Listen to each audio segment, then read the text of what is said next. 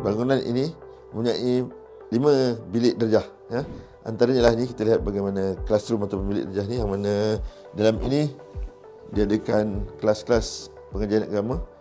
Di tingkat bawah adalah cafeteria, kan ada dewan hall serbaguna, ada 5 bilik kelas, kan ada bilik pentadbiran, ada toilet, ada tempat wuduk dan pelbagai kemudahan untuk masyarakat Islam di sekitar Leicester dan juga di sekitar Midland, dan sebenarnya menjadi satu pusat agama di England ni juga.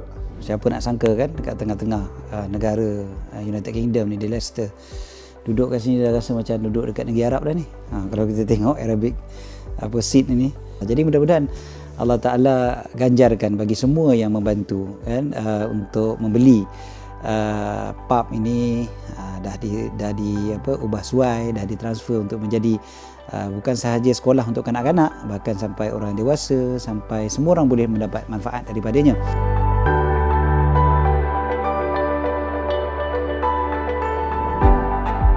Sekarang Muslim Care Malaysia berada di kawasan perkuburan Eternal Garden yang diuruskan oleh Al-Iman Center di Bromley. Bromley adalah satu tempat di Kent ataupun di bandar Canterbury, yang mana tempat inilah hasil wakaf tuan-tuan dan puan-puan muslim-muslimat dari Malaysia. Alhamdulillah, sebahagian telah kita sampaikan hari ini, iaitu sebanyak £10,000 terbalihkan dalam hampir RM60,000 untuk membantu orang-orang yang meninggal dunia di kawasan sekitaran Kent dan juga sekitar pinggiran London, yang mana disemandikan di perkuburan Eternal Garden di bawah Iman Center ni. I want to give you a heartfelt jazakumullah khair for your efforts, for your donations towards this Sadaqah Jariyah. Inshallah, we will buy burial plots for Muslims here in this graveyard, which is called Eternal Gardens.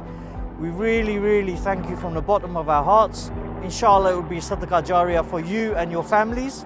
And we really encourage you also to donate to Muslim Care Malaysia and their projects and ideas, which are fantastic and producing great barakah for our Muslim Ummah. Muslim Care Malaysia adalah saluran sedekah jariah anda. Teruskan bersama Muslim Care Malaysia di Malaysia dan juga di seluruh dunia.